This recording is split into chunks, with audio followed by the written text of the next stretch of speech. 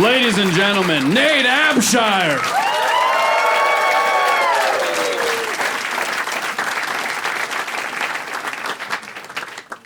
One thing I get all the time, everywhere I go, people tell me that I look familiar or I remind them of someone. I get that everywhere I go. I think what people are trying to say is that a lot of dudes have let themselves go.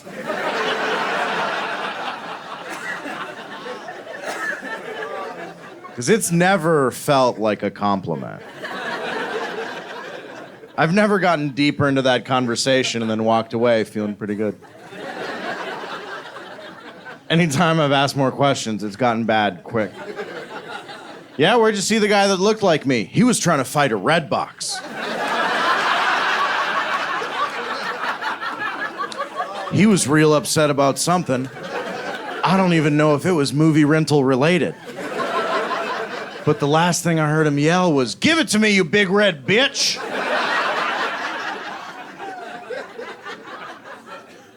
And then I go, "Well, then it sounds like it was movie rental related." And then he goes, "Well, here's the thing. His wife was next to him and she was sunburned, so."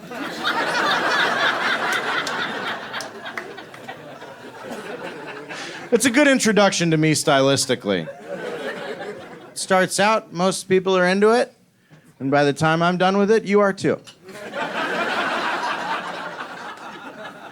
I live in Minneapolis. I like Minnesota. I've lived here for a long time. One thing I noticed, though, I started traveling to do comedy, and if you go anywhere south, you tell someone where you live, they are immediately concerned for your safety. It's so weird. Where do you live? Minnesota. Minnesota. Jesus.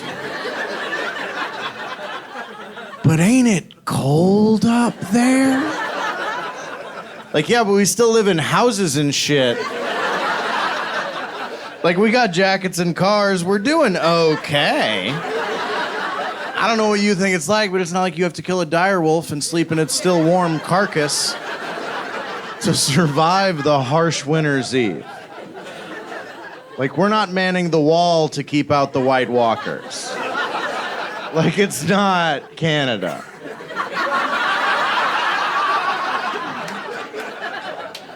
The one thing I don't like about Minnesota, though, if I'm being honest, is the liquor laws. I find the liquor laws to be a little puritanical. That means shitty.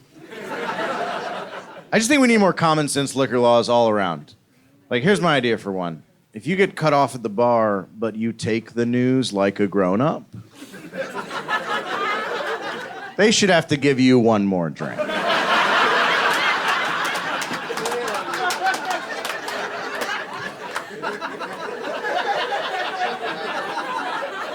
Like, the bartender comes over and you're making an ass of yourself and he's like, "Look, I think you've had enough."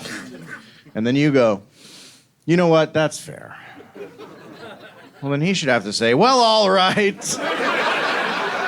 Get back in here, champ. Let's make it a double."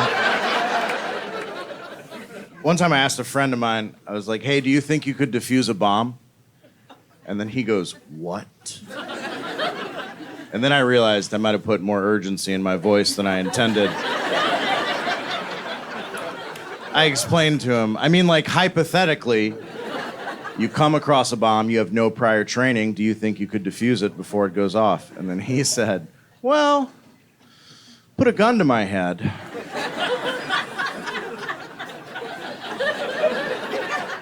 Since when is first-time bomb defusal not enough pressure? Even if you're one of those dudes where you're at your best when the stakes are highest, no one's ever gotten down to red wire, green wire first time in. Like, I could really up the ante on this. What do we got, 15 seconds? Bring my kids in. Let them watch Daddy work. Everyone on the bomb squad's freaking out. Like, "Jerome, take this serious. You are colorblind." He's just like, "Whatever, man. It's just gray wire, gray wire."